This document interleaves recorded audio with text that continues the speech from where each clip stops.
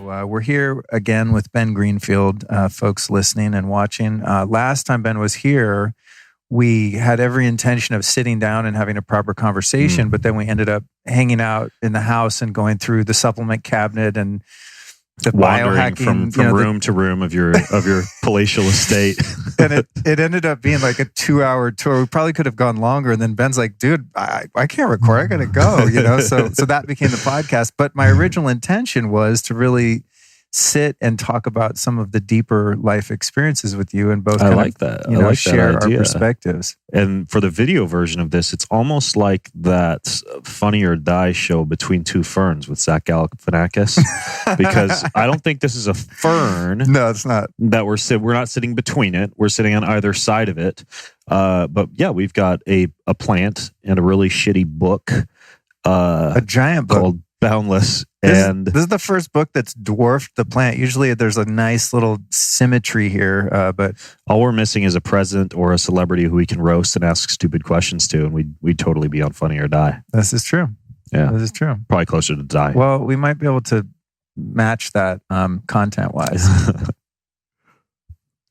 Are you all right, dear? Thank you for your adjustment. We're on a 3-camera shoot here sometimes, and getting all 3 to actually look perfect is a science in and of itself. So before we start, what's new and exciting? You're in LA, you're visiting. What's the latest in your life? New and exciting is all different these days. New and exciting is being parked in front of my computer, working on new book ideas.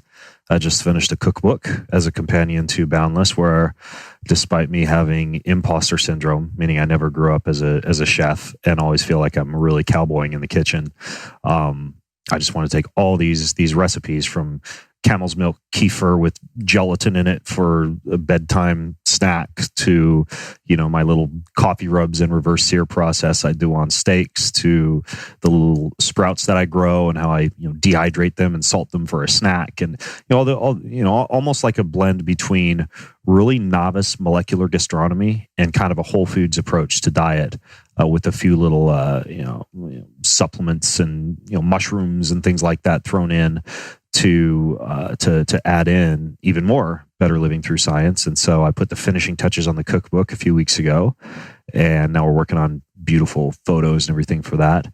And now I'm working on a book more focused on spiritual fitness and caring for our soul. And aside from that, just a lot of time spent with my little boys out in the forest. They're unschooling, and for me to be able to be home, more present with them and helping on that front has been magical. Not being on airplanes or in airports until coming down here to LA and then last week to San Jose has been absolutely wonderful. I'm probably fitter than I've ever been. I'm healthier than I've ever been. And a big part of that is due to not having to engage in the so-called dark side of hypermobility. And I feel good. How about you? It's fun. Well, it's funny, dude.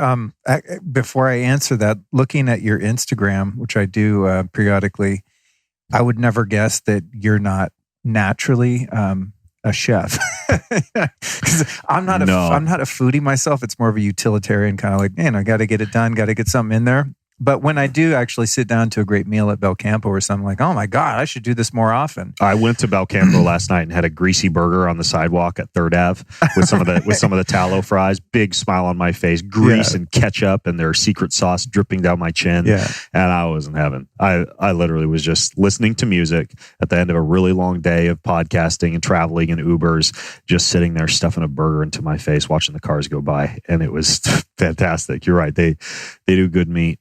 And I get what you're saying about the cooking and the food prep piece. I'm spoiled because Jessa, my wife, is a full on make everything from scratch, not just food, but furniture and campers and anything around the house. She just makes. And I have been very self-conscious cooking around her and trying to make recipes around her. And even when I first met her, and for the first few years of our marriage, I was still steeped in whey protein. Well, typically for me, it was whey protein shakes, a lot of whey protein shakes, a lot of microwaving. Like I would microwave hot dogs, microwave oatmeal, microwave Pop-Tarts, full meal deal, but very kind of old school fitness approach to cooking. Definitely an IIFYM. If it fits your macros, eat it. Not too selective on food sourcing, on food quality, anything like that. And she didn't really come at things from that angle, just because she was so used to gardening and having fresh meat around to prepare, and had a whole different perspective. But then because she had some pretty concerning skin issues, both acne and eczema, brought home this little tattered, coiled PDF printout book from the University of Idaho Library home one night. And it was called The Dietary Cure for Acne by Lauren Cordain. This would have been probably 14 years ago. And she read it. She implemented a lot of the insulin controlling, plant defense mechanism inhibiting type of aspects of that early version of a paleo diet, long before folks like Rob Wolf, for example, came onto the scene and heavily popularized it. And I watched her skin issues clear up literally overnight. I read the book myself, and that was my first foray into beginning to understand a more ancestral approach to nutrition. But I still was microwaving hot dogs after that. Well, because, they're hot dogs. They're kind of paleo. Man would have stuck them in a microwave if he had it. He probably had to put them out on a cave in the hot sun.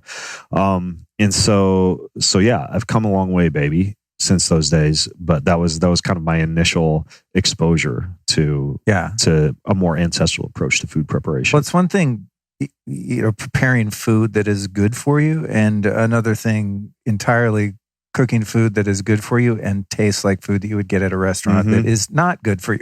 Yeah. It's like, how do you make healthy food actually, there's a one-word answer to that. Salt. right. Really good salt. Right. I in my fanny pack, I'm always wandering around with, I always have some form of really good salt in a Ziploc bag. Sometimes I also, if I've remembered and thought ahead when I travel, have a little 4-ounce travel container of a really good extra virgin olive oil. And even if I wander in, like I'm eating at some bistro tonight with a bunch of guys, and I think they've got wraps and kale salad, it's just kind of the usual bistro fare. I guarantee olive oil and sea salt will be coming out of my bag. Yeah. Wise. So that's a lot of new and exciting stuff, books and all. After doing the book Boundless, which those of you watching on video, you'll see the book I'm referring to. I mean, it's literally like the Bible of all things health, biohacking, better living through science and nature. After writing that book, I would have taken a 10-year hiatus of trying to write anything. You always think that. Have you written a book yet, or have you noodled on that? Yeah, I'm in the process of it. Yeah. Tell me more. Well, I don't want to give away the title of the book because for some reason it just feels like I shouldn't. But plus, it can get stolen until you actually copyright it. This is true. This is true. So I'm holding that one close to the chest. But essentially, Ben, it's been, now 24 years that I've been on this journey of spirituality and what we now call biohacking, which used to be just called being a health nut or into anti-aging and stuff. Right. And, along the way, I have picked up a lot, but I think because I'm always learning from other people, and especially having this podcast, sometimes I sort of discount the progress that I've made. Because when I started making content, as you know, I was coming out of the fashion industry where all of the things I was doing in meditation and yoga and health and healing were all just kind of part of my private life. So I just considered myself a perpetual student and had neglected the fact that I'd actually learned a lot along the way. Having now been on a lot of other people's podcasts and spoken on a lot of stages over the past 4 years, I've realized, wow, shit, I actually know a few things myself. And so figuring out what the first book would be was a bit of a challenge because I think a lot of what makes my perspective compelling is that I have a really crazy past, and the arc of the hero's journey is pretty insane from where I came to starting in childhood into 20s and just living through mostly self-inflicted hell and surviving to tell the tale, not only surviving, but now thriving and, carrying that to so many people. So the initial thought was, well, I guess it should be a memoir, this tale of triumph over one's difficulties and follies. And that felt just too self-indulgent. And frankly, I didn't think I'm famous enough to pull off a memoir. Okay, this dude writes a memoir. Yeah, everyone's had a rough life. Who cares? Kind of thing. Yeah. Cry me a river. Yeah. And it just feels too I don't know, self-important or something, So I struggled with that a little bit, but also just having a book that omits the story and is just like, here's lessons of life. Well, whose life and why? So, so far the book is shaping up to be kind of part memoir and part, some tales, but also teachings along the way. So, I childhood think that's trauma. Smart. Yeah, the storytelling is smart. Yeah. And I tried to do it with Boundless. I lead in every chapter, if the astute reader might note, with a personal anecdote, a personal story that is related to the topic of that chapter, whether it be a bout I had with MRSA or Giardia for the immune chapter, or hefty periods of stress that I went through that I eventually tackled with breathwork practices in the stress chapter, etc. But the storytelling is important. I even tell my kids this when they're working on a book report, at home.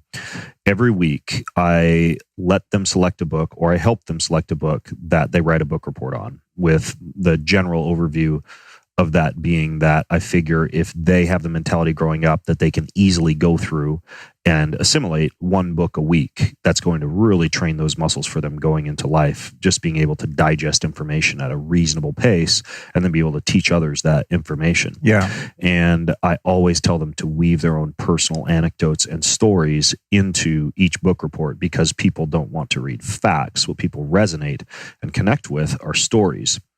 But I'll tell you, as you work on your book, probably the most difficult aspects, at least for me, of writing that you may find is it's hard to write an entire book while keeping everything that you're writing held, as you noted earlier, including the title, close to your chest. Yeah. That is very difficult for me, which is why often when I am writing a book, I will take pieces and snippets and put them out as tweets or blog posts. It's something that's just too good to wait for 2 years until it hits the bookshelves. I got to get this information out to the world now, giving yourself permission to do that, rather than thinking, if it's been out there and then the book gets published and it's already been out there, people aren't going to like the book. But taking some of the really important stuff and just giving yourself permission along the way as you write to put something as a blog post or an early draft of a chapter out as, a few paragraphs on Instagram, etc. I find that kind of fuels my fire, giving people an insider sneak peek of the book as I'm writing it. Yeah. And so that's one thing that I found to be helpful. Yeah. And then another is, there's probably two other things. One is the organization component, meaning that as you gather data, as you research, as you find articles, books, interviews, podcasts, etc., that are related to a chapter that you're working on, or a chapter that you're creating a skeleton for, because every chapter you must skeleton before you don't just sit down and write a chapter start to finish, right? You're always bouncing around, typically laying out the framework, laying out the foundation for that chapter. But figuring out a way to assimilate all the data, all the research can be very daunting. And so many authors will use a platform called Scrivener for that. And while that software is very useful for being able to organize what you're writing, the problem is it's not designed for cloud-based interaction around anything that you're writing. I mean, if you have a scientific editor, if you have a research assistant, if you have a publishing editor, etc., then they can't be seeing and editing chapters as you go. You can't just share a chapter in the cloud. So what I do when I write now is I start a separate Google Drive folder for each book, and that Google Drive folder has a folder for each chapter, and that folder for each chapter has all the links to research, all the links to interviews, the chapter itself, any revisions of the chapter as they're ongoing, so that previous versions of the chapter don't disappear and get deleted forever. And so I found Google, with as much heat as they're getting today right now from the alternative health community based on selective censorship. I haven't found a more convenient solution than that yet. So organization, and specifically cloud-based organization for collaboration in writing, I've found that to be very important. And then finally, the last is that at some point, especially when you're writing a book about science, or a book that might incorporate a lot of advances in, say, biohacking technologies, or new research on things that might assist with supporting healthy immune system, or new compounds that have been discovered that might heal the gut, you get to a point where you simply have to say stop. you get to a point where, even for your editors and your publisher's sanity, if you're going through a traditional publisher, which is not necessary these days, but can be convenient for bookshelf space, you have to get to a point where you just say, okay, that's good enough. This needs to go in the sequel, or this is going to get, added to the ebook or the Kindle version, which is far easier to edit, or this is going to go in the special bonus chapter of the website. But that's the tricky part too, is just freaking stopping and saying, okay, I'm done now. Hit publish and send. Yeah, that's really good advice. And I'm seeing that come to fruition now as I'm pulling together all of these different elements. There is sort of a narrative of a story that's coming together, and then there's punctuation points throughout the story where huge insights or lessons have been learned. But it's almost as if each chapter could be its own book. As I start to really dive in there, I'm like, oh shit, I'm 49 years old, man. So it's like, even if I just went from the past 24 years since my awakening and when things really changed and I had this pivotal spiritual experience that just transformed everything. It was like I was born again at 26 years old. Even from 26 to 49 is a lot. So it's I think what I'm doing now is it's fun because I'm in this sort of archaeological dig where I'm just pulling everything now and just putting it where it needs to go. And then I think that what's going to happen is there's just going to be a lot of fat trimmed as I go. You will definitely find that, and it will feel like kissing your babies goodbye. The way that I kept myself sane was I actually retained a full and complete version of each chapter in Boundless with everything that the editor cut. Right. And I simply made a special hidden resources website. You go there and you type in your receipt number, your Amazon number, or whatever, and then it unlocks all. There's over 600 pages that I cut from the book that still live on, or could be turned into additional books, etc. But I don't know if you fancy yourself as this, but I think I do. We are storytellers. There's probably a reason that we are drawn to podcasting, that I'm drawn to books, and that you're now in the process of writing a book. We perhaps would have been in ancestral times the people who passed on either wisdom or stories or advice to future generations. I don't feel as though I would have been a gladiator or a warrior or up at night protecting the camp. I know I wouldn't have been doing that because I love to sleep. But sitting around the campfire, sharing stories and finding out cool things and passing on wisdom. I think that being a storyteller is a fun thing to do. And I just feel incredibly blessed to be able to do that, whether via podcasting or writing or producing books or whatever the case may be. I think this ability to be able to pass on wisdom to future generations and to current generations, if you want to call what I do wisdom, you might just call it random piecings of crazy biohacking knowledge. But I think it's a really cool thing to do. And I don't know about you, but I feel blessed just to be able to be in a position where I can, in a very amateurish way of phrasing it, find out cool shit and tell people about it. Absolutely. I'm shocked continually at the fact that this is actually my job. That I parlayed my passion into a career. Oh, me too. I mean, when I tell my boys, Dad's going for a 3-hour hike, I have an audiobook I need to listen to because I need to interview this person on my podcast in 2 days. He's a really smart doctor who would probably not give me the time of day at all otherwise if I didn't have a podcast for him to come onto and talk about. So my job is to go hike, learn, come back and talk to a really cool person and then press publish and tell the world about it. I mean, it's a fun job. Yeah, it is. Yeah. It is. And to be able to continue to work on oneself and discover what works, what doesn't, and then share it with people. And then I realize not everyone is like us where they want to research and try everything. That's what I'm discovering. The feedback I get from people that follow the stuff that I'm doing is thank God people like you are doing all this, because I just want the results. I just want to know what the net, the net value is and what I can skip and just get to the point. And I understand that. I'm just not that way. I want to try everything and really dive into how everything works. And I think it's just part of that innate curiosity. Yeah, it's a consequence of being supremely curious. And I think you're right. Some people want the convenience of getting all the best information that's already been filtered right now.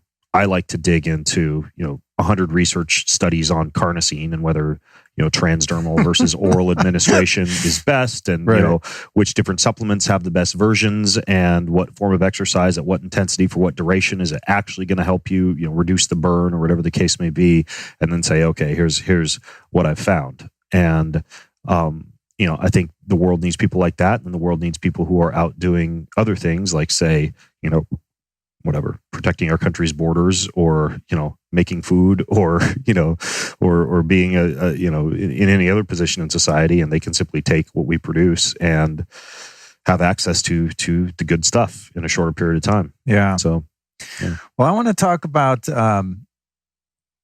you kind of alluded to it in that you're writing a book about spirituality, and I think for people like you and me, to some degree, people get caught up in kind of the low-hanging fruit of, if I just get healthy enough, fit enough, have good enough sleep, lose that weight, find the newest biohack, the newest supplement, the newest gadget, then I'll feel this sense of completion and wholeness, and it's like I go to these health conferences sometimes, and I look at the crowd and I think, what's the why here? Is the why like, so you're fit, then what? So you optimize your brain function, then what? There's then what? What's the end goal? And ultimately the end goal is, I think for most people, a feeling of purpose and a feeling of, or so you're 160 now. Yeah.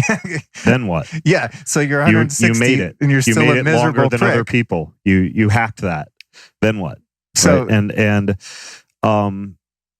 the way that C.S. Lewis described this was a God-shaped hole, an abyss deep down inside each of us, that no matter how many fancy cars and how many bank accounts and how many houses and how many attractive partners and how many noble and laudable things like children or good relationships that we pour into that hole, it will never be full, and it will never feel fulfilling, because it's a God-shaped hole. And deep down inside of every one of us, there is a yearning for something bigger that goes beyond us. And I think that is a relationship with a creator God. Augustine wrote about this. He also described it, as something like a hole, something like an abyss. He actually called it a never-ending yearning, right? That would not go away until the day that you die. And if you recognize that, and Blaise Pascal, a long time ago in the 1600s, he wrote a book called Pensies. It's actually a collection of writings that are largely they're kind of a defense of the Christian doctrines, but he has a lot of wise sayings in there. And I don't have the quote memorized, but you could find it if you were to Google Blaise Pascal Pensies, Pensees. God-shaped hole. You'd probably find something like that. And he noted the same thing. People are searching, people are striving, people get to the end of their lives and still feel as though they never reached that peak of fulfillment, never filled that hole. And the people who actually do, the people who actually find that vibratory frequency, that David Hawkins would refer to as peace or even enlightenment, are the people who have discovered that hole can be filled by a deep spiritual connectedness to God and a practice of the spiritual disciplines just as much as the physical disciplines or the mental disciplines, caring for one's soul just as much as one would care for one's bank account or fitness. And really, I think that is the key, that it is a God-shaped hole that will never be filled until you figure out a path to God to fill it. Yeah, well said. I know in my own experience, it's been, early in life due to childhood experiences that were traumatic and painful that caused a further separation from that relationship with God. Even though I wasn't conscious of it, I think that all babies are born connected. Mm-hmm. Right. And then we have experiences, even circumcision and traumas that happen at birth. I was put in an incubator. Seriously. Yeah, birth is fun. You get slapped in the face, part of your penis cut off, and then your lifeblood cord tied off and tied in a knot. Yeah. And and then a tit shoved in your face. Yeah. One of those things is okay. If you're lucky, yeah. I was thrown in an incubator for the first week of my life and cut off from all human contact, which seems like, oh, poor me. Wow. But looking back at different patterns that have manifested in my life, there was a real disconnection there. And then, things that happened that shouldn't happen to kids happened. And, my refuge from that was seeking some kind of connection. And I was able to find a facsimile of a connection to myself through drug abuse, and started that when I was really young. And people like me in recovery that have made it out the other side of that know, or at least at some point will learn, that we were trying to fill that God-shaped hole with that feeling of being satiated or, self-soothed by changing our chemistry, and then at least I won't project on any other former addicts and alcoholics listening, but, if you're so lucky you don't end up in prison or a cemetery, you realize, oh shit, what was missing was this relationship with God. And then there's a lot of missteps typically in trying to fulfill that with the partner, the supplement, the job, the money. Right. When in fact, losing the weight, gaining the weight, all of the things that you're still like, you might not be doing something so self-destructive in that escapist way, but you're still looking for something that seems to be elusive. And it's that connection to one's true or higher self, which is at one consciously speaking with God. It's like the God within you kind of gets lost in the chase after that feeling of existential loneliness or separation. Right. And I don't mean to vilify nice cars, a great, wonderful family, a lot of money in your bank account, drugs, supplements, gyms, gold spandex leotards and bench pressing, whatever it is that you derive joy from. Different people are wired up in different ways.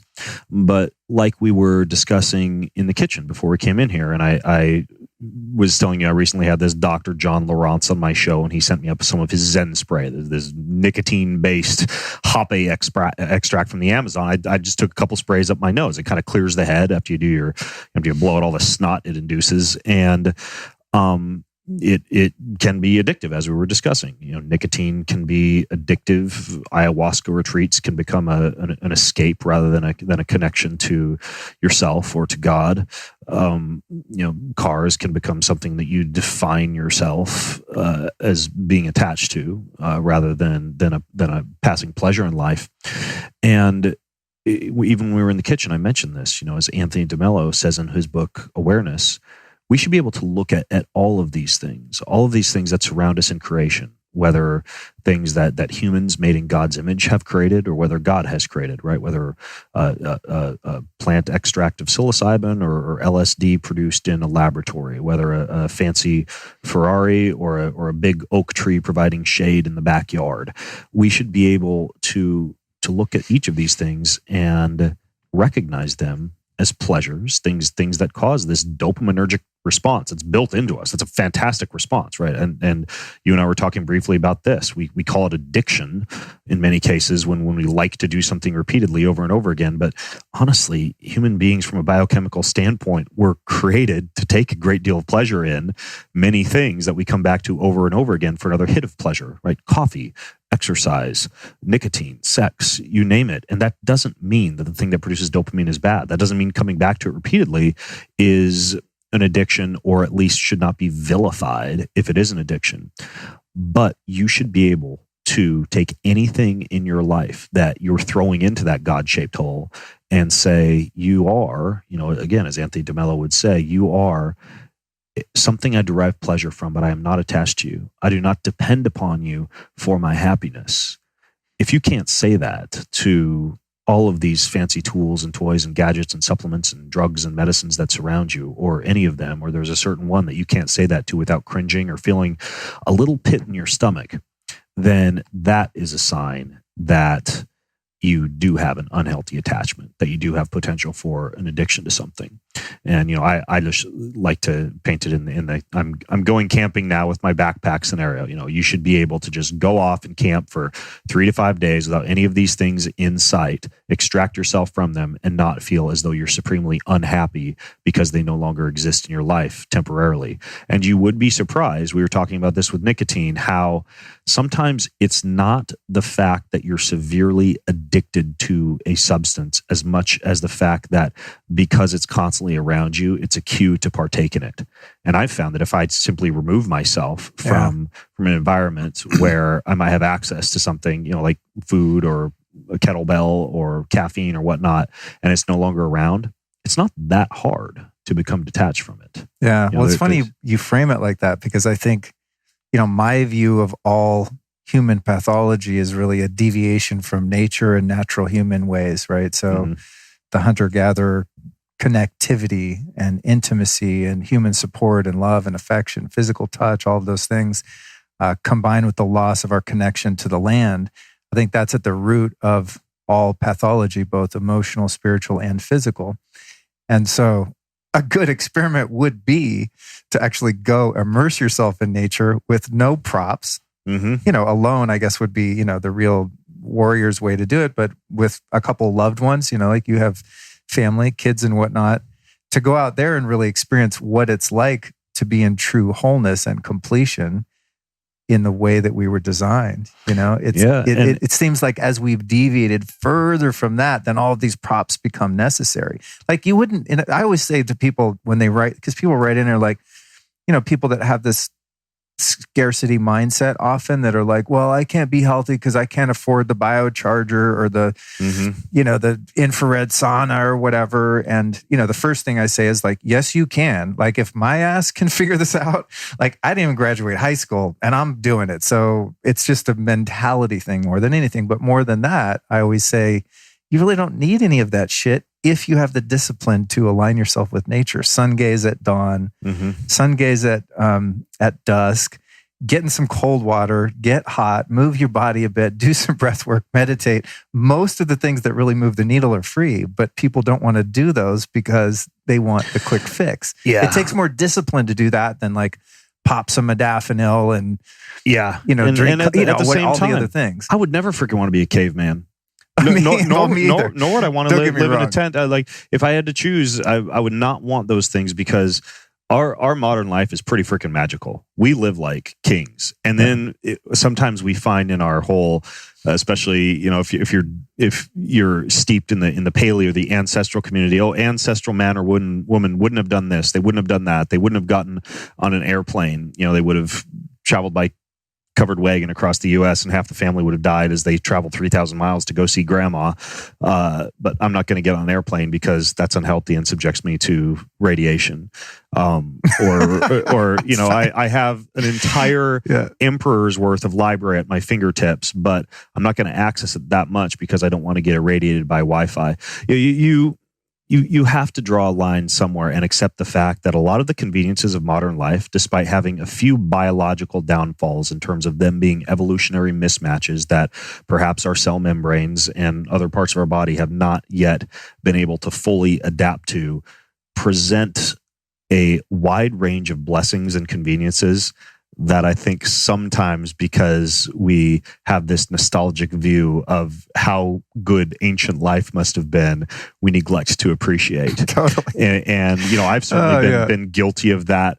On my own show, and in teachings or speaking, saying that we need to be as close to Earth as possible and as ancestral as possible, when in fact I think that you can, to a certain extent, have the best of both worlds, right? You can marry ancestral living to modern science, make some good educated decisions. Yes, don't strap a Wi-Fi enabled meditation neurofeedback device to your head and sit there for an hour with, rampant levels of EMF floating around your brain. But, if you got some Bluetooth enabled Muse headband or something like that you're putting on for 10 minutes a day because it's assisting you with steepening the curve or lowering the steepness of the curve of your meditation practice or something like that, go for it. Embrace technology, embrace something that our caveman ancestors wouldn't have done.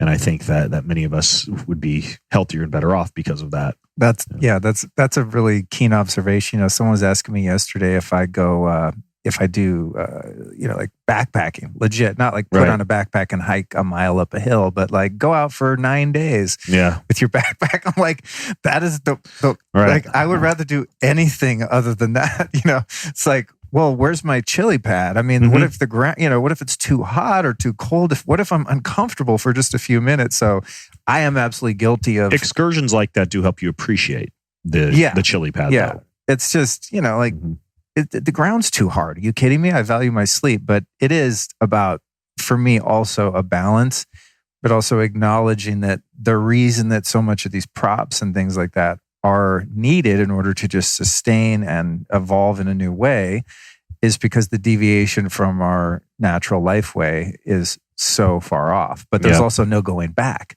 Yep. And if you become domesticated, like I absolutely have, I'm not going to live in the woods in a cabin with no electricity. It just ain't going to happen. It would be, I don't know. Well, you don't know until you try it, but it would be like the life of the renunciate, the monk who just drops everything. Like spoke of David Hawkins. He did that. He left a huge practice in New York City as a psychiatrist of 50 years and just abandoned all his finances and everything and just moved to Sedona with the old pickup truck. Yeah. And that's one path. But then eventually you're going to have to start building a life back up probably and re-entering the world in order to carry whatever it is that you learn, Many people have that all or nothing approach. They say, oh, well, I need to go live in a cabin in the woods forever or, sell all my belongings and become a monk forever. And I do think that brief excursions here and there into those uncomfortable scenarios are very developmental for character and do really help you to appreciate the pleasures in life that you might have lost your full mindfulness around in terms of appreciating and being present with them. That piping hot cup of coffee in the morning that you grab and suck down while you're hunched over emails on your computer that you barely appreciate anymore, even though it arrived to you from freaking South America, selectively roasted and hand-picked and, all the jet fuel that got burnt to bring it up to you. And you just, you suck it down morning after morning after morning without being aware of it. You go camping without any coffee for a week. You come back and you might be a little bit more appreciative of that cup of coffee. And so I think that for self-awareness and for appreciating a lot of these modern pleasures in life, that extracting yourself on a regular basis, having, there's a wonderful book that I'm taking my family through right now. Called the Spiritual Disciplines Handbook. And every 2 weeks, we visit a different topic within that book. The topic last week was teachability. The topic this week, fittingly enough, is unplugging. There was everything from charity and service to worship to self-examination and a host of other topics that came before that. But one was retreat. Right, the value, and we see this over and over again in great philosophers and thinkers and authors of having some structured, scheduled retreat each year in which you do escape a lot of the modern conveniences of life. And in many cases, it is accompanied with things that go quite well, that pair quite well with a retreat, particularly fasting, prayer, silence, solitude, study, these things that a retreat better enables us to do when we are free of distractions. I especially think that anybody who is attracted to this new sexy world of plant medicine and fast tracking the self-discovery process through ayahuasca or through, complete ego dissolution via, whatever, psilocybin or MDMA or anything else needs to take that route first, needs to go off by themselves and experience what a plant medicine or a drug-free journey of self-discovery is like. In other words, do the hard shit first before you pop the pill. Or that pill popping could be a lot harder than it needs to be. Right. Because all the shit that you've been suppressing and repressing by not wanting to go just face silence and face yourself is going to be shoved into your face like a giant funhouse I know mirror. many people who have gone off in plant medicine immersions and couldn't even handle a week-long dieta going in. Couldn't handle restricting meat, restricting alcohol, restricting the use of other compounds that they've become attached to, doing at least a 12 to 24-hour fast beforehand, because they really had never put themselves into that scenario. If a week before going into a ceremony like that, you can't even do that, it's a pretty good sign you're not prepared to do it. Right. You just reminded me of one element of that is the character building and discovery of one's self-reliance also. There is a lot of value in that. I'm thinking about where you live in Spokane. I think I've told you this before, but I went to a boarding school there that was like this quasi-reform school, sort of very cult-like, bizarre place in Bonners Ferry, Idaho. Oh, jeez. Yeah. It's not a stretch. You can imagine, it's like 30 miles south of Canada or so. But I remember telling you, I was like, oh, Spokane, that was the big city for us. Every once in a while, they would set us loose in our little, short bus and take us to Spokane. It was like being in Manhattan. The moms are they're not driving minivans. They're driving pickup trucks with 44s, holstered to their hip. Yeah. But at this school, it's called Rocky Mountain Academy. One of the beautiful things that they did for us is they sent us out on a vision quest. So they'd give you like a 50, 60 pound pack. I'm 14 years old at the time. God knows how much I weighed, but it was probably double the pack, if that. And you hike up into the mountains, 3 feet of snow, snowshoes, the whole deal. And then they give you a tarp and teach you how to build a little ice shelter or snow shelter. And they're just like, here's your journal and a can of Sterno and some beans. Bye. Well, they gave you beans. Yeah. There's that. And at least you'd have to go out and find your own food. Yeah. But and it was, of course, it was extremely challenging and scary. You hear noises at night. I'm 14. I'm from California. Like, I miss my skateboard and my Walkman and my Black Sabbath tape, And here I am. And it was challenging, but man, coming down that mountain, I was a different person. It really was like a coming of age, rite of passage kind of thing. And I was like, holy shit, I did that, and it gave me a lot of confidence as coming out of that, afraid little boy that's kind of afraid of the dark, of that, man, I hung out here for 3 days and nights with just myself and a pen and a journal and lived to tell the tale. You know? Well, you had very irresponsible parents to allow you to do something like that. There are people jumping through the radio waves right now. No, this was under supervision. Yes, at the school. No, I'm joking. Actually, I think that more boys, especially, should go through a rite of passage like that. Oh, got it. My boys will have they'll have a kind of a 4-day group wilderness survival next spring. They've been doing camps with this same facilitator for the past 6 years. So they've already built up their spear making and their bow drill and their sheltering and their plant foraging and their general survival tactics. And then that 4-day immersion will be finished with a 24-hour solo, right? River will be cut off from his twin Terran from his twin River. They'll, similar to you, have a backpack, a journal, wool blanket, a knife, and be forced to fend for themselves for 24 hours with no sterno and when I say forced, this is not like dad is taking, but it's one of those things where I'm setting it up, and should they choose to swallow that pill, that's all there for them. When they're 13, the following year, when they are 14, they will go through from that rite of passage into adolescence through another rite of passage into adulthood, where it will be 4 days solo. And during those experiences, they will experience loneliness. They will experience ego dissolution. They will experience greater connectedness to God, because there isn't a whole lot aside from that to connect with once you've been inside your head for that long, out by yourself, usually hungry and undergoing some element of hardship and fasting and thirst. And I truly wish that I had done something like that when I was 13 or 14, because my rite of passage was about 20 years of Ironman triathlon and Spartan racing and death racing and adventure racing and bodybuilding and kettlebell swing, everything else to prove to the world that I was a man. And I think that had my passage to manhood been more clearly recognized as an adolescent, and I think this would be the case for many men out there who are still searching and who still deep down inside are boys, right? They're not fathers, they're not leaders, they're not kings. They're still boys deep down inside. You're talking about Antifa? Antifa? Yeah. No. Sorry, couldn't resist. Totally off topic. Inside joke. They need that. And I think that culture would be better off for it. We would have stronger fathers and leaders and kings if rite of passage was built into our westernized culture in the same way that it's still built into many indigenous hunter-gatherer cultures.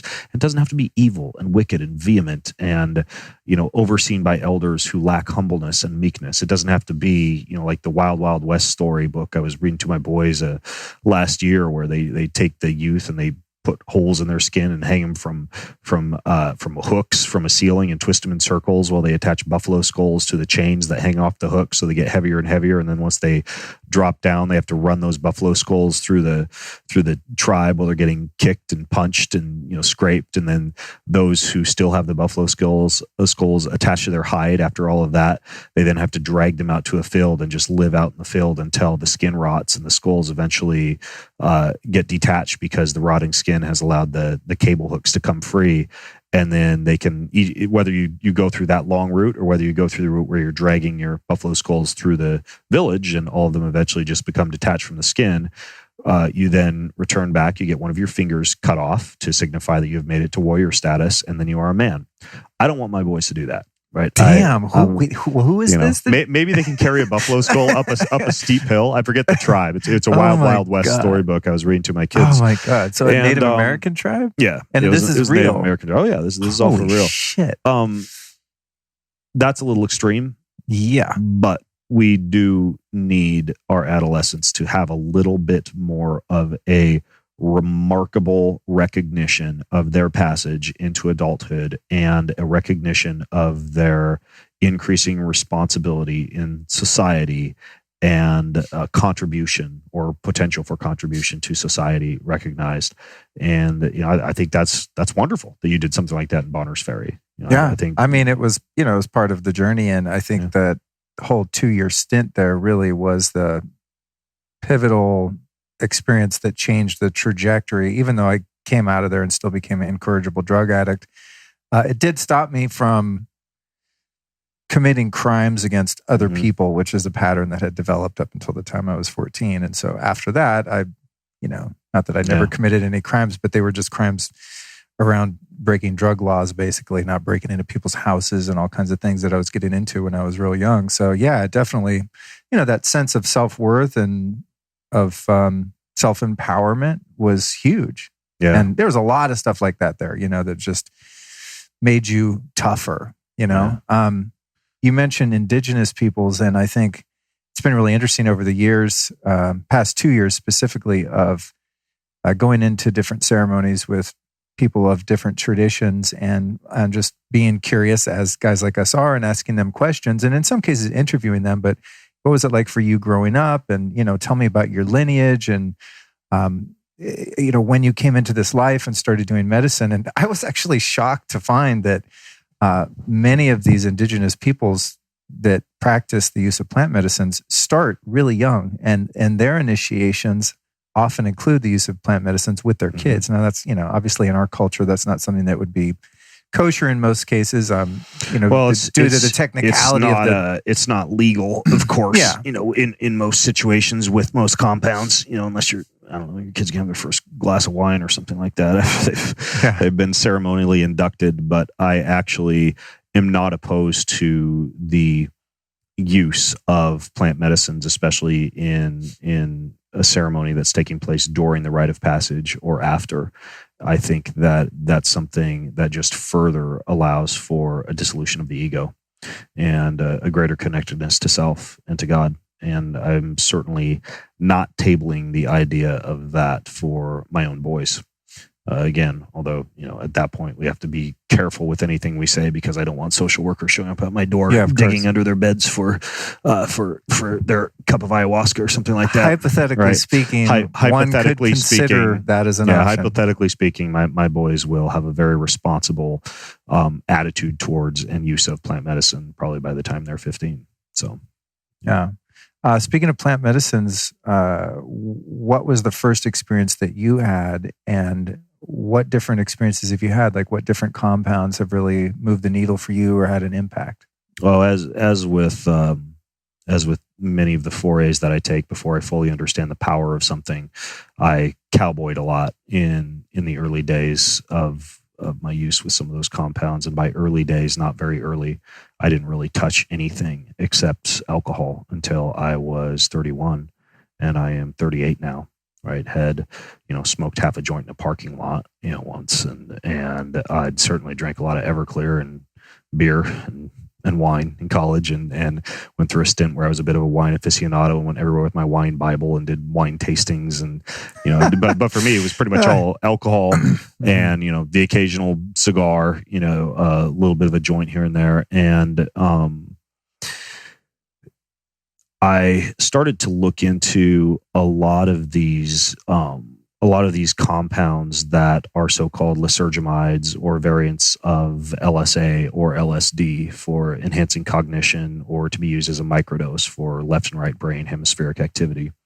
Started to look into psilocybin just based on a basic Stamets protocol, of psilocybin and niacin and lion's mane, again, for nature immersion or for, a day of creative thinking. Did a little bit of microdosing with MDMA and with ketamine, primarily with MDMA, for sexual experiences. Oh, interesting. Yeah. A little, oxytocin usually along with that for the trust, for the connectedness piece. Yeah. And did my first ayahuasca ceremony here in the U.S. with a very good facilitator who a lot of people are probably familiar with, and that was paired with DMT. And went through that for a few days, and that was my first realization of how deep. So you're smoking DMT while on ayahuasca? Yeah, how deep one could go, dude. In terms of that's crazy. In terms of what I would consider to be a very intense journey into pure light and love and a connectedness with God, and I've never had that much baggage in my life emotionally. Or even from a relationship standpoint, I lived a pretty clean life as a young Christian kid. I never went through a whole lot of trauma. I haven't had a lot of baggage that I've needed to deal with, so I never really approached plant medicine from that perspective. Thus, most of my experiences have been pretty dang pleasant and full of just light and love and bliss. And from the ayahuasca and DMT ceremony, did a few other ayahuasca and DMT experices. Are you doing the bufo toad or the synthetic DMT? Both. I made a few orders from wasn't Sigma Laboratories. I think it was Lysergy at the time, and these are like synthetic variants of DMT, synthetic extracts of psilocybin, et cetera, and just kind of cowboyed around with it for a little while, but even still didn't have until I was 36 years old a great deal of intentionality, a great deal of setting built up around some of these immersions. It was more just sheer curiosity. What's this one do? What's it make me feel like? Right. What different things do I see when I use this? How does that make me feel? Which one, makes you feel like you get run over a train the next day versus having a super clear head and happy clappy the next day. And, right.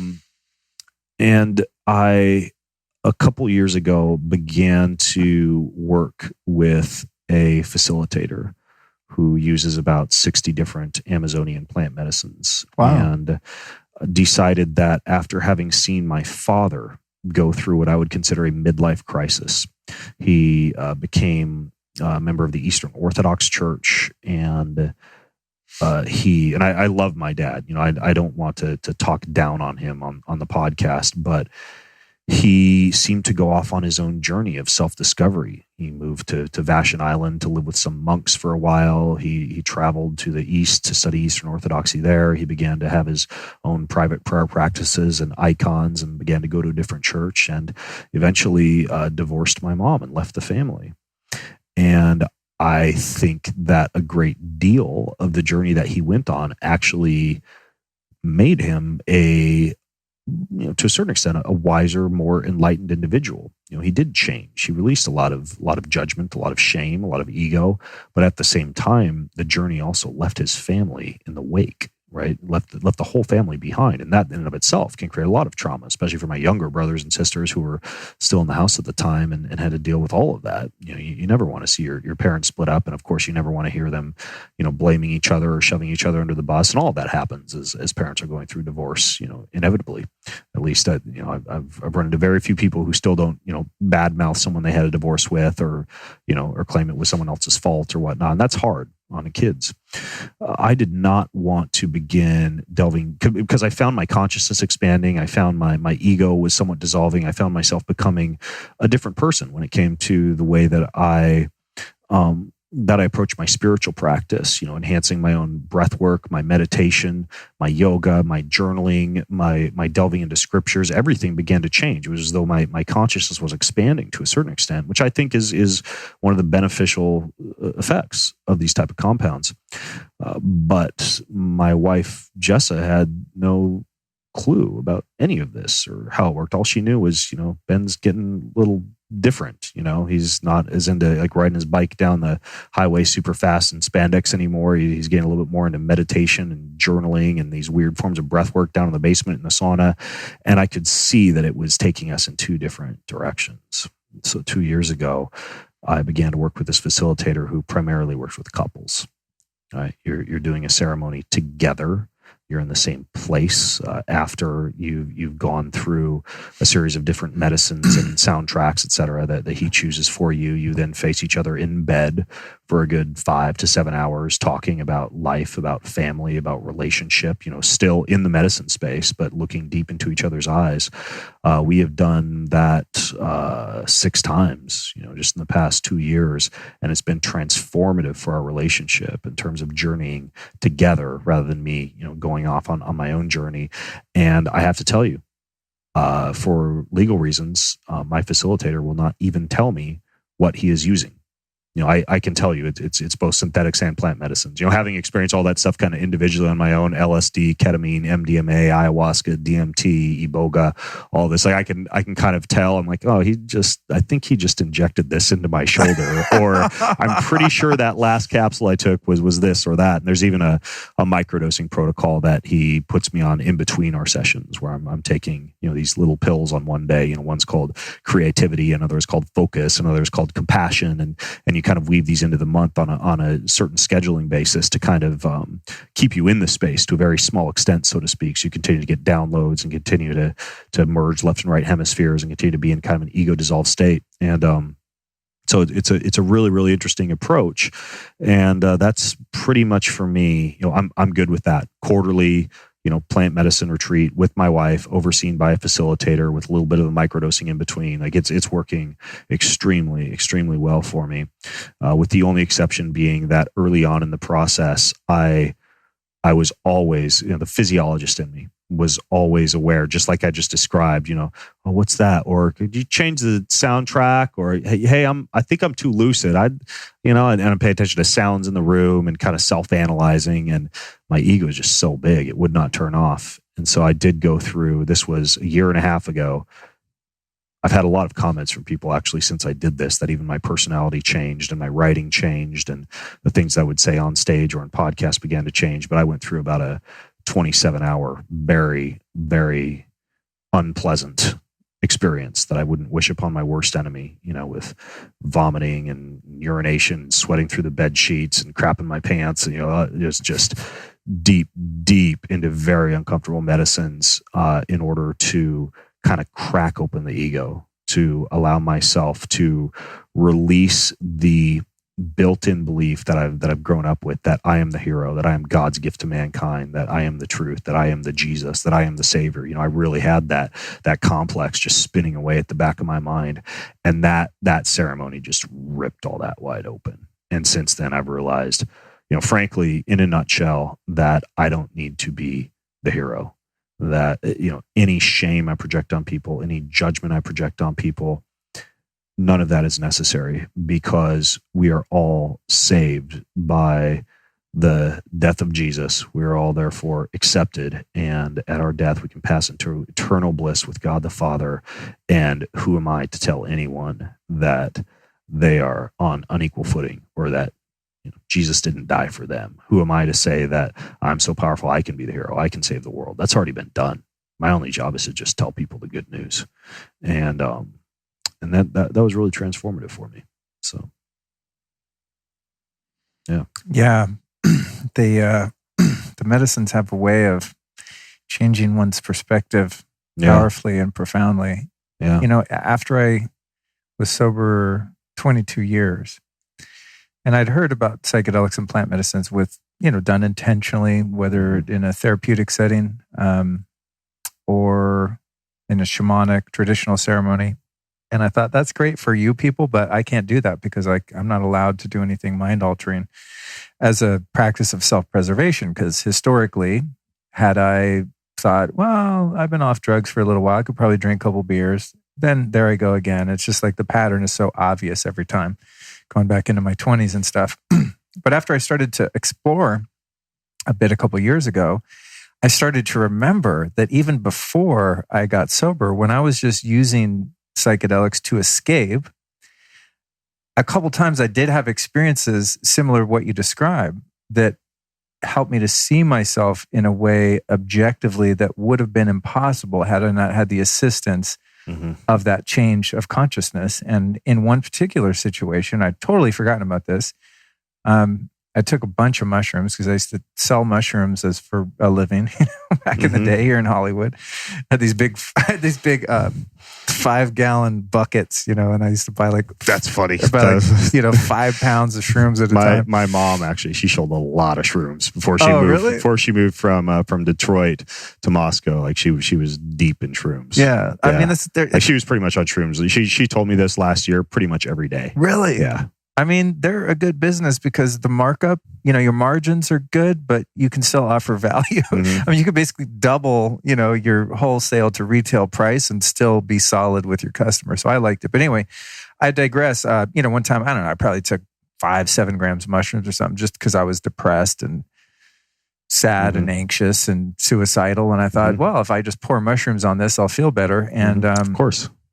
That didn't happen. What happened was I had this experience in which I was able to see what a train wreck my life had become. I'm maybe 25 years old. And, it was just the clarity that I was given, even though I was drinking with them and stuff like that. And was trying to party. I had this basically like a nervous breakdown. It was just sobbing. And my buddy, Repo was his name. He was the drummer of my band. He's like, dude, you're a bummer. Like, you're the worst guy to shroom with. Cause I was just melting down, But what happened was I just realized man, I identified there was this seed of potential in me. And the mushrooms helped me to see that if I could just get sober, ironic as that might sound, that I could have a life that could actually contribute something to the world, and then I could make something of myself, And I forgot about that for a very long time. And then shortly after that, I did. I checked myself into rehab, and I, for the first time in my life, started praying to God, just in a nebulous, vague kind of way, just creator, whatever you are. I mean, I don't care if you told me to be a Hare Krishna, to become a Christian, Judaism, whatever, I would have done it. But I didn't really have any specific path. It was just like, God help me because I can't help myself, and it came and it happened and it did. But then it took 22 years of just doing things on the natch and just looking at myself in the mirror every day and doing all of the meditation, all the work, going to India and all that before I finally did the medicines again. And I have to say, man, it's like the rewiring of my brain that has taken place through the experiences I've had, a few with peyote, a few ayahuasca, one bufo, handful of mushroom journeys. I mean, I was thinking about it yesterday. I'm just going, I don't get triggered anymore by the shit that I used to get triggered for. It's like, even after 22 years of just digging and working and growing and surrendering and all of that, there were still just pathways, I think, in the mind that just couldn't be reached, Yep. Where a certain experience, or especially in romantic relationships, just things that would happen and patterns that I was acting out that weren't productive, in various ways that I could see, but I still couldn't really stop. I'd be like, well, I'm never doing that again. And then that neural connection would draw me back into that felt sense of experience or the pattern that results from it. And I swear those medicines, man, have just like gone into my psyche and rearranged things in a way by me just voluntarily letting go and trusting that process and trusting God and God's creation and working through those medicines and the various very talented facilitators and therapists that I've worked with. It's like, I can't imagine where I would be right now if I hadn't, made that decision and followed my intuition 2 years ago to Costa Rica and do my first series of 4 ayahuasca ceremonies. Yeah. It's just a completely different world. The thing is, though, and you mentioned this earlier, is that I made very sure I did my research that none of the things I was taking had any potential for addiction. And still to this day, I've never heard of someone like smoking bufo toad and be like, I'm going to do that in a couple hours. Yeah, if you take 8 grams of psilocybin, you don't want to see psilocybin the next day. Actually, for sure. I do. I would. Oh my! Yeah. The last time I did that, the next day I was like, that was awesome. I should do that again. But the point being is, I did research. I'm talking about cocaine, crystal meth, heroin, alcohol. I mean, that's how I rolled back in the day. I'm not proud of it or ashamed of it. It's the medicine I needed to not kill myself, basically. And so I researched all this stuff to make sure that I wasn't going to put my toe in the water and fall in the pool again, so to speak. And so after talking to so many people that had been sober or that were rendered sober even by these profound experiences, I went into it, and I don't feel at all that anything has become habit forming at all. But I have noticed, because I've accomplished so much spiritually in those experiences, and I've overcome just such deep-seated wounds, and as I said, broken those patterns, that part of me that wants to keep improving and keep merging with God and keep growing has tended to want to seek out those experiences with pretty rapid succession. Yeah.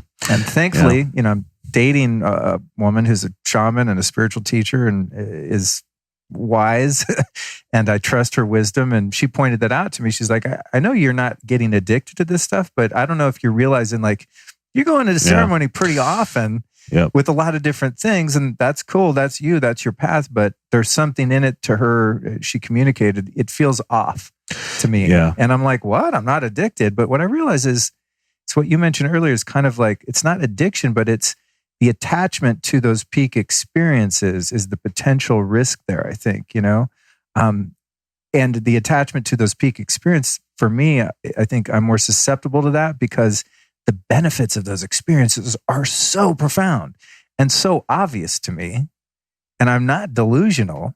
So if I do a mushroom journey and have some deep healing or realization, like a lot of my book came to me in the last MDMA psilocybin journey I had, and it was just like, boom, this is what happened. I was going to write a book just so I could get paid more to go do public speaking, to be like, oh, I'm an author, to put that in my bio. I mean, it was literally self-serving, just 100%, just for my career. I took the mushrooms and I was like, yeah, what's up with the book? What am I supposed to do? And it's like, boom, you're supposed to do this for other people, and then the whole thing unfolded. Yep. So when I have something like that, I'm drawn like, well, shit, if that happened last weekend and it totally changed the trajectory of a huge component of my career, then what could happen this weekend? So it's, it's like, it's an attachment to the experience more so than, oh, I hate my life, so I want to escape, so I'm going to go do coke and hang out at a strip bar tonight. Mm-hmm. Yeah, I have two observations and then one question for you.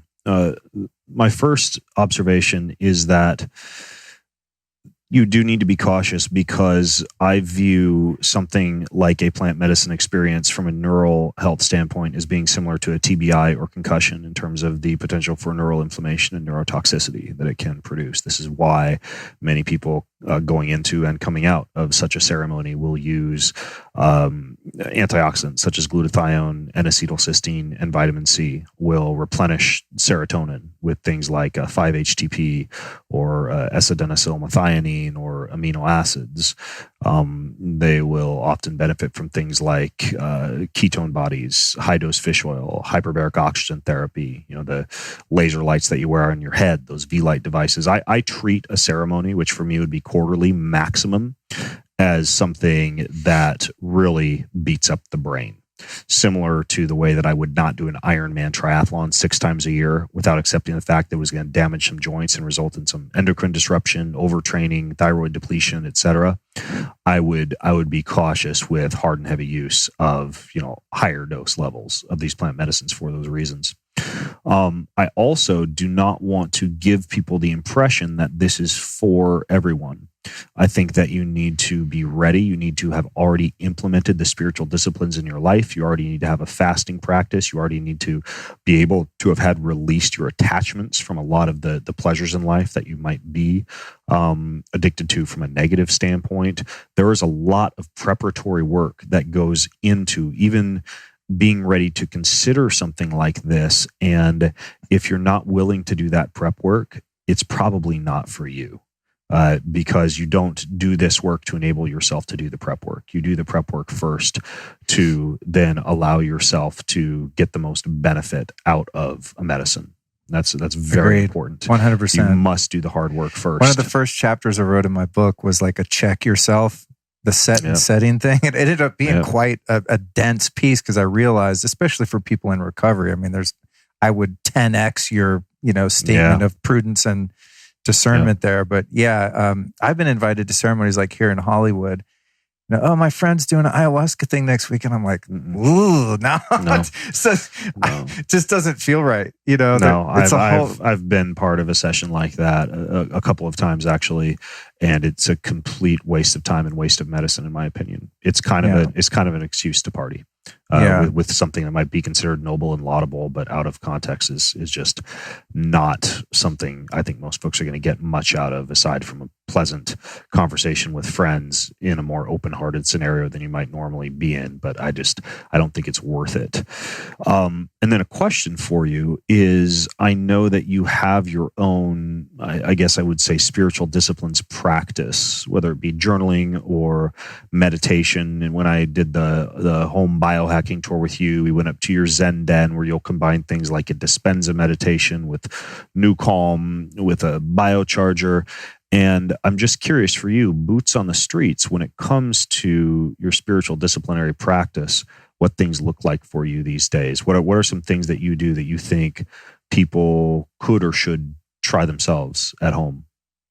Well, I think that don't involve some $15,000. Yeah, I mean, I've gone through so many iterations. When I first got sober, as I said, I wake up in rehab, 26 years old, burned my life to the ground. Not that there was a lot to be burned there in the first place, but what little there was just been decimated. Suicidal, at death's door, yellow, 135 pounds. And I said the first honest prayer of my life, and that was just, God, I don't know how to live life. You got to help me. Mm-hmm. I can't do this. And that was the beginning of my spiritual path. And it was just such a surrender moment. When the arrogance and bravado and pride that I had propped up with all of this shit in my life had all crumbled. It was just me and the Creator there. And in that moment, something happened to me. Mm-hmm. And for the past 24 years, Ben, honestly, all I've been doing is just exploring with curiosity, what was that thing and who did it? Right. Because it weren't me. You know what I'm saying? Like, I could not release myself. And for anyone that's not had that experience of acute addiction, I think some people think like, what? Don't, just pull yourself up by your bootstraps. It's just self-discipline. Just let it go. Just stop. And it doesn't work like that. The Jocko approach. When How do you get tough? Just be tough. When you're 26 and you're addicted to heroin for 5 years, it's not just like, I'm going to wake up tomorrow and not do this and think positive. It's just, it doesn't work like that most of the time. So that was the beginning. And really, thankfully, I'm so grateful that I had that experience, because there was no choice but to pursue a spiritual way of life. It wasn't like, because I want to meet cute girls at the yoga class or the breathwork class. It was like, I know I'm going to die if I don't build a relationship with that thing that came into my heart and mind and released me from that bondage. And there was just no denying it. I don't care. You could have held a gun up to my head and said, you have to disavow God. It's not real. It was a fantasy. There's just no way. When you know, And I'm sure you've had these experiences. And so because my pathway to a spiritual life happened to be based in addiction, my entry point was the 12 steps. And the 12 steps are loosely based on different Christian principles, actually. That's the AA, right? 12 steps. Yeah. And, this has to do with acknowledging that you in and of yourself can't solve your problem, that there is a power greater than you, call it what you want, that can solve your problem. I'm kind of running through the steps here. once you've identified that you can only go so far on your own, that there is another power available to you, and you open your mind to that, then you make a decision to turn your will, like what you want in your life, your desires, and the result of your desires, which is your life, the outcome, over to that power that you call God. Then you go on to inventory, all of the things within yourself that have blocked you from God and that experience of wholeness and completion that you were innately born with. You make restitution to the people that you've harmed along the way, and you make that a habit. You learn to pray and meditate, and you build this life, of observing your character defects as they arise, and having self-honesty, and building a life of humility, and a life that is truly surrendered to a higher power. And as you've lived that, the purpose is to remove everything that's blocking you from the relationship with God. And when that's happened to a point where you can be functional and carry that into your life, taking those spiritual principles and applying them into the fabric of your character, then you've got something to offer other people, and you come to understand that life is about serving others. And so the whole foundation of my path was so simple and grassroots. It's just like, 12 spiritual truths. You apply those to your life in earnest, at first out of desperation because you're in so much pain. Then as your life starts to improve and you realize, wow, it feels pretty good to actually contribute rather than just be a deficit on my environment and the people in it, then you're driven to pursue that further. And that's in kind of deepening the relationship with prayer and meditation. And so out of that foundation, when I realized something had happened to me and for me, and I start to build a little foundation and get a bit more solid, then I went to India and studied meditation and something called Diksha there, which is an energy transmission, and got into Kundalini yoga and did that for, I still do, but really devoted for about 8 years. And included in the Kundalini yoga path is, they don't call it breath work, but many of the Kriya involve all kinds of different breathing patterns, as I'm sure you're aware. And then I learned Vedic meditation, which is, I'm going like the no bells and whistles, and I'll work my way up into the experimentation and complexity. But in Vedic meditation, it's out of the TM lineage. They kind of split off from the same teaching and took on two different brand names. But essentially, your teacher gives you a mantra, which is a Sanskrit sound or word that you repeat effortlessly and silently, kind of in the back of your mind. And it has the net effect of distracting your awareness from your thoughts so that you can transcend into that kind of theta space, which I love. My favorite brain state to be in. And I know you're a true TM practitioner because you didn't reveal your mantra, which is a big no-no. Right? I follow tradition. I do, and did that for years and still sometimes do. But I think what the Vedic meditation did for me is allow me to identify when I've hit that spot, like, oh yeah, here it goes, and the nervous system just goes and just winds down, and you start to watch those thoughts go by like grasshoppers on a wheat field, And so once I started to be able to do that just on the nats, just by sitting there and being quiet, even in, I used to meditate in the middle of New York City in Union Square, be like, 6 p.m., time for my daily 20 minutes, the afternoon one. And I could do it there. Then I started to discover things like New Calm and the Fisher-Wallace device and the Circadia. The Circadia, the SOTA, the SOTA, SOTA, the little electrodes that go in your earlobes and hopping in the hyperbaric chamber. A lot of things that stimulate the vagus nerve. Yes. Yeah. I have, although I appreciate the simplicity and beauty of so-called stripped down meditation, back to the better living through science piece, I have found myself able to enter into much deeper delta and theta brainwave production, much deeper state of relaxation, much more, much greater feelings of refreshment afterwards, particularly with the use of the New Calm device. Amazing, I absolutely love it. And people, I heard about that on your will jump podcast, into the comment section and they'll say, "Oh, Ben's getting paid to rep some device," or this is yet another passing trend. But I use that every day, every single day. When I'm at home, I always do it in the hyperbaric chamber because, as you have experienced, that shoves you even more deeply. And so for me, perfect afternoon meditation at home is essential oils, like lavender or bergamot, etc., sprinkled into that hyperbaric chamber. Oh, that's a good idea. Yep. And then the new Never thought calm. of it. You could put them in the little cannula thing too. Oh, Yeah. that's cool. I just wrote a big article about this on my website, kind of detailing the entire stack. But in essence, it's, if you have a hyperbaric chamber, great. If you don't, just find a quiet place. Or if you have like a grounding mat or a biomat, any surface that's different, or even just going outside on a rock or under a tree. You put on the headphones, you put on the little New Calm disc right above the acupressure point on your wrist. And then you put on noise blocking headphones and a mask. I will either use the Mindfold mask and some good Bose wired noise phones, or I've been using lately a device that is called a silent mode mask, which is a full wraparound cocoon over your face, which is absolutely stellar because it doesn't have to operate on Bluetooth. I can wire it straight into my phone. And so I'll play the New Calm track on that. Typically just one of the 20-minute power nap settings, or if I have a longer period of time to meditate, the really long, brand new that new Delta recovery session. That one's insane. Oh, I did that. So I woke up about 5 o'clock this morning, but I got out of bed at 5:50 because I ran that session. And oh my gosh, it's amazing. I go off to another planet. I don't fall asleep, but I'm almost subconscious. It's very, very odd. It's hard to describe the feeling, but you just completely lose connected with your body. And I'll always wake up with drool coming out the corner of my mouth. That's what I was about to say. I'm like, if I ain't drooling, it wasn't a good meditation. Exactly. And then on top of all of that, usually something that I'll take internally to relax. I find reishi mushroom to allow me to get through a session like that and not be groggy afterwards. So usually for me, it's just a little bit of mushroom, reishi mushroom. And then I wear that Apollo. That Apollo ankle band. Mine just broke. I'm so bummed, dude. I love that thing. And I put that into relax and unwind mode, which I found to be the best. Even though I think they have a meditation mode, relax and unwind seem to work best.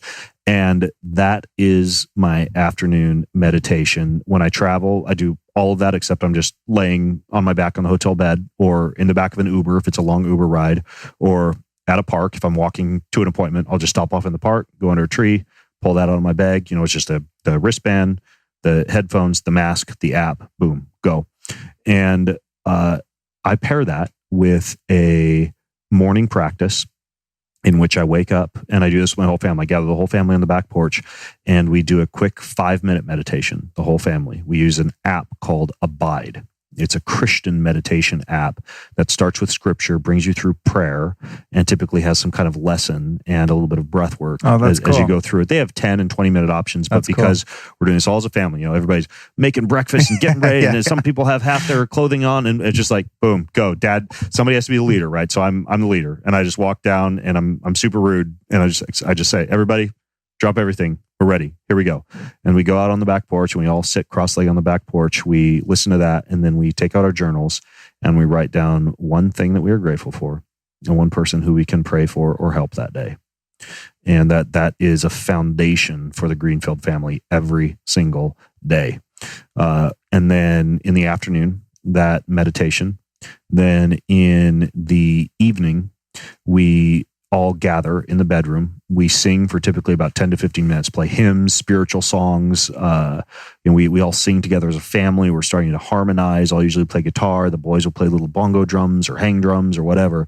So we all sing. And then we do the second part of our journaling. So the first part is gratitude and service in the morning. And then in the evening, it is self-examination.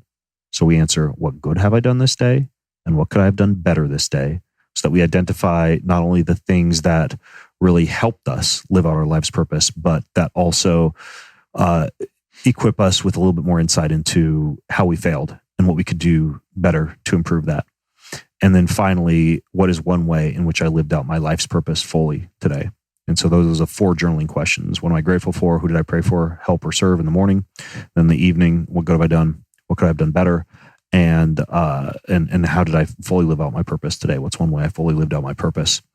The other elements are that we say a really good prayer and do a lot of breath work before every meal that we're eating together. And then we always read a Psalms or a proverb or a scripture before dinner.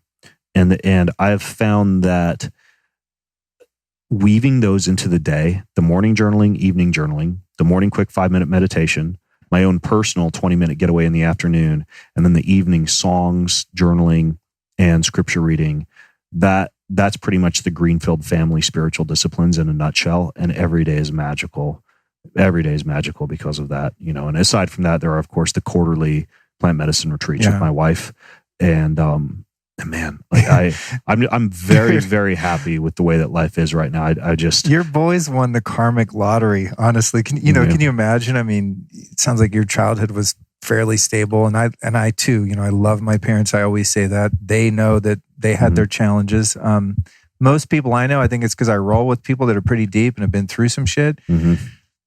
Most of their parents were nuts and, came from this highly dysfunctional environments and things like that. And, I think that there's a certain karmic gift in that because then, your ground floor gives you a lot to work with. You have a lot of grist for the mill, as Ram Dass used to say. And that's a beautiful path too. But when I hear the story about that and your kids, I'm like, oh, these kids scored, man. It's like to walk into life as adolescents with that kind of a framework where you're learning universal truths, not just as a construct mentally, but how to apply them to make them actionable and actually integrate them into your character. I mean, that's the fiber of who a kid becomes. Yeah, I've told my kid, I don't care if you are the star of the football team. I don't care if you take your little tennis career and begin to play club tennis and rise through the ranks and decide you want to go into pro tennis. I don't care if you're a famous artist or an author, which is what they want to do right now. And one wants to be an artist, one wants to be an author. And I tell them, Dad would be just fine if you guys had sandals on, you're traveling around the world as prophets, spreading light and love to the universe. That's what this world needs way more than some muscly hunk thrown around a pigskin on a football field, on the gridiron. Like we are living in an era now where we need prophets, we need world changers. And the best I can do is not to live life vicariously through my kids, to go be a prophet, in my stage, on my podcast, in my writings, continue to steer my direction towards deep, fulfilling, and meaningful messages. But if my children can follow in my wake in whatever way that God has given them to live their purpose best using their unique skill set, and my wife, who she doesn't like the limelight at all. She's her purpose statement is that I forget exactly how she phrases it, but she loves hospitality ministry. She just wants to be a hospitable and ministering, godly woman and just support her men at home. And so she almost fancies herself as the armor bearer for one big warrior and two little ones. And that's just makes me incredibly happy if my kids can go forth and spread a message of light and love throughout this world with their lives. And the best I can do is give them an example of how best to do that. So. Yeah. I like the part, they're very fortunate indeed. I like the part you were saying earlier about, you having those ceremonies with your wife, Jessa, periodically throughout the year. And I think back to some of my prior relationships that didn't work out for whatever reason. I think, God, man, if we had both been in the place to have the understanding of ourselves and also of the use of tools and support, from shaman, counselors, medicines, et cetera, to be able to use those as tools by which to understand ourselves and one another and really to use them as a bond, and I've experienced that with Allison. We were really brought together in a peyote ceremony. We were friends and we'd been friends for a few years and that was that. And then we had gone on a couple dates and went and had an experience. And it was just like, you know how it is that for the right people in the right time, again, always the disclaimer there, not a blanket recommendation, but just where I was at in my life, emotionally and in terms of romantic relationships and wanting true love and longevity and intimacy and, really wanting to build a life with someone. And I don't know that it would have happened in the way that it did hadn't that door just been slammed open by the peyote in our case. Full openness and transparency. That just opened my heart and allowed me to let go of some of the constructs that I had in place to what I thought was protect myself, from being hurt or from hurting other people. And that was just like barn doors being blown off by a raging bull. It was just like, nope, Luke, your plan ain't happening. And essentially she was seeing that there was potential there and had feelings for me. And it was just like, dude, I don't know what you're up to here, but I'm ready if you are. And if you're not, that's fine. But here I am kind of. And I was like, oh shit, I got to jump. I should connect you with our facilitator. I think you guys would really dig the experience with him. Please do. Pretty cool. Maybe later. I'll if you remind me. Sure. Wow. Well, there's a lot that we've dipped into. Yeah. I'm stoked. Is there anything else that you think that people would really like to know about your spiritual disciplinary practice? We had a whole bunch of questions that we wrote down. I think we fit in maybe 10%, possibly 11 of the questions we wanted to ask each other. But and we covered a lot in our last biohacking episode. But I would like to ask you one last question, and looking over this entire list of questions. And for me, it's not really something that appears on this list, but I'm curious because I often ask myself this question: what is your vision? Where is Luke's story in 5 years or in 10 years? Besides a world famous author having published a massive tome on spiritual awareness, or we don't know the title. You're not going to reveal it. It's held close to your chest, but. Where do you see yourself? That's an interesting question, and I guess if one doesn't have that answer, they're going to end up wherever the tide takes them. I think for me, Ben, the relationship I have with my girlfriend, Allison, is so solid and feels so right. And she's just amazing. And so it includes her, and it includes a unified vision of us having a home together, possibly a family. For me, the sense of having a home and having those healthy, close interpersonal relationships is huge, because it wasn't really part of my life experience up until now. Mm-hmm. It allowed me to explore other areas of life, but that has always been one that's really been missing, even as a kid. And so now that I've really found a home within myself, and I know that I'm also okay by myself, having someone else in my life that is able to be with me in a way that's mutually autonomous, if that makes sense. Like she has her life, I have my life, but we also come together and share this beautiful space. And so a big part of my vision is just continuing to explore the intimacy, the closeness of the mutual healthy dependence of that relationship, and to not only grow together in a relationship, but also share some of the things that we've learned on our journey to get here together, and some of the things we're learning together. I see in our future definitely some things that we can share as a couple, because she does very similar to what we do. I mean, in a different lane, but she's got a lot of wisdom and experience and shares it for a living as well. And then really the element of just building a home. I haven't been to your house, but I've seen pictures and heard you talk about it so much, but really just having a place in nature that is a true refuge for me and my family, that is closer to nature and out of a city, where I can just, really have some space to think and space to breathe. And then as far as career, I mean, I'm doing exactly what I want to do. And it's not even necessarily that you want to scale it per se, as in like, I need to be more famous or make tons more money. It's more about like, start a series of grocery stores called Storyville and retire. It's more about, I think where I am right now and seeing the vision is, how can I really refine the systems that keep me free of stress and employ other people to be in their zone of genius, right? In a way that makes sense, that keeps me in my lane, in my zone of genius, and having a life that is as free of frustration as possible by not doing the things that I'm not good at and don't like doing. And so, right now as we speak, I'm just in the middle of kind of rebuilding my org chart and SOPs for my team, and like really wanting to refine things so that I can employ the right people and have the right people in the right seat on the bus, and have them doing something that they're passionate about on the mission, which is to help alleviate suffering and help people to really find a God of their understanding, and to, optimize their body to the point where they have the vitality and energy to go out and actually find and fulfill their dharma. But in order to do that, it requires, a structure and a support. And I'm not a guy that typically gravitates towards structure. So in the vision, I see a life that is more structured in terms of my career, so that I can really focus on the one thing that I'm good at, which is doing what we did here today. And that is, sharing my experience and the nuggets of wisdom that I'm able to pick up along the way.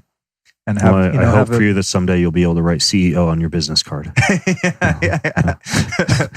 Stoke that ego, baby. Yeah. No, that should be, I think, every entrepreneur's goal to be able to reach the day where they scratch CEO off their business card. I definitely don't. I don't want to be a CEO. It's funny, I have this other company called School of Style, and I'm in the process of making some changes with it, but I've owned that business for 11 years and I'm so grateful for it. It's been like a kid that's, grown into an adult and taken care of me. And we've helped thousands of kids that have been, sort of outsiders from this elitist fashion industry. And we've helped all these kids from the inner city and stuff get into the industry, and, just people that would have never had a way to crack in. And that felt so good. But it only felt good when I was passionate about that particular path, which has been a very long time, And so the opportunity to kind of move on from that soon is really exciting, and really focus on the thing that I'm most passionate about, which I have been all along, and having a life of simplicity, So it's like, how do you scale your mission and also keep it lean and streamlined and not too complex? Yeah. And that's really, I think the challenge I see now. And when I go into my Joe Dispenza meditations and you're envisioning the future, it's like I'm helping so many people, but it's done with simplicity and clarity. And it's a streamlined machine that's able to contribute content and information in a way that keeps everyone on the team in their lane, in their zone of genius, and not stressed out. I love it. I'll drink a little coffee, MCT oil, and stevia to that. Yeah. There we go. Yeah.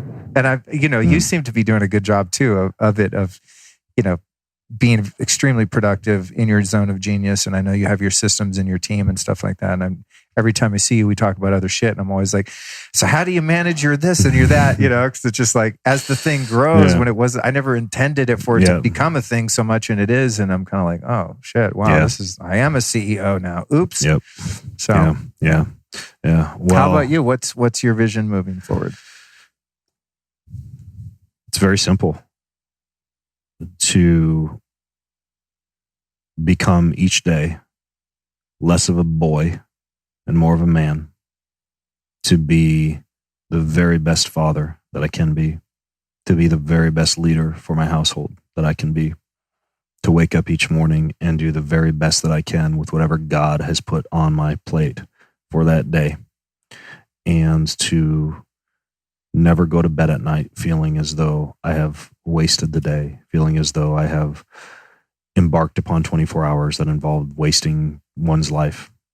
I live to make impact on this planet, and each day that yearning grows deeper. And I realize it's very esoteric, and we could talk about my business and Keon and the supplements company and books, but ultimately, that if I am a father, a leader, a king, a man of God, and can live out my life's purpose in full excellence and selfless love, in full presence for every human being that I come across, then I'm happy.